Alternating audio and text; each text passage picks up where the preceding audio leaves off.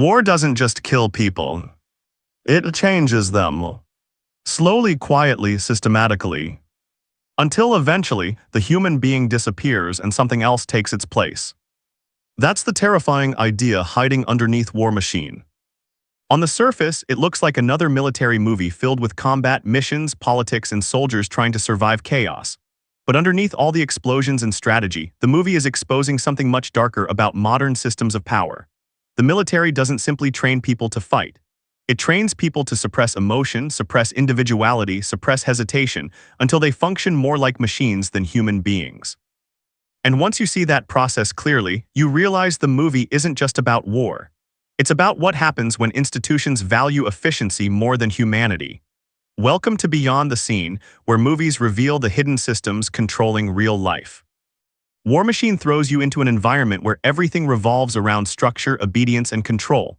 Every movement has rules, every decision follows hierarchy, every person exists inside a chain of command larger than themselves. At first it feels necessary, organized, disciplined, because war itself is chaos and chaos terrifies institutions. So the system creates order by reducing human unpredictability as much as possible. And that's where the transformation begins. Because soldiers are not naturally born ready to kill strangers without hesitation. Human beings instinctively resist violence more than people think. Fear, empathy, uncertainty, those emotions interfere with efficiency during combat. So military systems throughout history have always faced the same challenge. How do you turn ordinary people into reliable weapons? The answer is conditioning. Not evil conditioning necessarily, systematic conditioning. The movie shows this constantly. Repetition, obedience, ritual, language, every part of military life slowly reshapes identity itself. Individual thought becomes less important than group function. Emotion becomes weakness. Hesitation becomes danger. Over time, soldiers stop acting primarily as independent individuals and start operating like extensions of a larger machine. And honestly, that process exists far beyond the military too. That's what makes the movie uncomfortable. Because War Machine isn't just criticizing warfare. It's exposing how large systems transform human beings into functional units. Corporations do it, governments do it, institutions do it. The goal is always the same: reduce unpredictability, increase obedience, maximize output. The military simply does it more aggressively because the stakes are life and death. The film understands something deeply disturbing about modern power. Systems function best when people stop questioning the system itself. That's why hierarchy becomes sacred inside military culture. Orders move downward, obedience moves upward, and once somebody fully internalizes that structure psychologically, they stop seeing themselves primarily as individuals with personal morality. They see themselves as part of the mission. That shift changes everything. Because moral responsibility becomes blurred inside systems, people start doing things they would never normally do because accountability gets distributed across the structure itself. I was following orders. It was necessary. It's bigger than me. History is filled with atrocities committed by ordinary people functioning inside systems that normalize them slowly. And War Machine keeps asking a terrifying question underneath every scene. At what point does discipline become dehumanization? That's the hidden conflict running throughout the movie. Soldiers are praised for becoming emotionally numb enough to survive combat effectively, but the exact traits that make someone useful during war often become destructive outside of it. Hypervigilance, emotional suppression, detachment, aggression. The machine trains people to survive battle, then expects them to instantly become normal humans again afterward. But psychology doesn't work like that. And the movie understands the tragedy of that perfectly. Many soldiers return home physically alive but psychologically disconnected from themselves, because the system trained them to shut parts of their humanity off for survival. In combat, empathy can get you killed. Hesitation can get your team killed. Emotional vulnerability becomes dangerous, so the brain adapts, it hardens, narrows, mechanizes. That's why the title War Machine feels symbolic beyond military equipment itself. The real machine is the system transforming human beings into efficient instruments of conflict.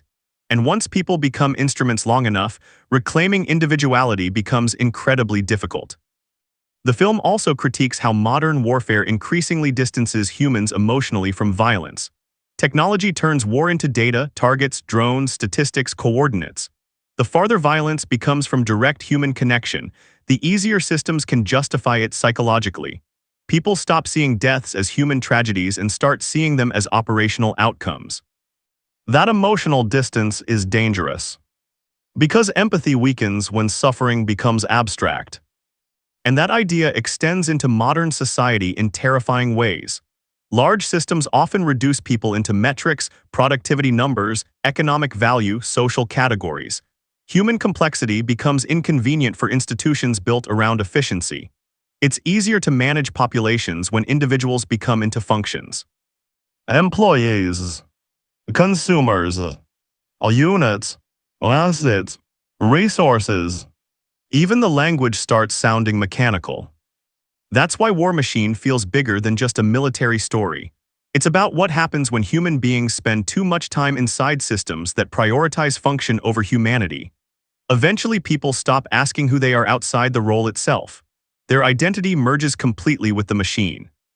And then comes the most dangerous part. The machine rewards obedience. Promotions, respect, status, brotherhood, purpose. The system makes conformity emotionally rewarding because belonging is one of the strongest psychological needs humans have. Soldiers become loyal not just to orders but to the identity the institution gives them. And once identity gets attached to the system, questioning it starts feeling like betraying yourself. That's why powerful institutions survive so effectively. They don't just control behavior, they shape identity. And the movie quietly shows the cost of that identity fusion.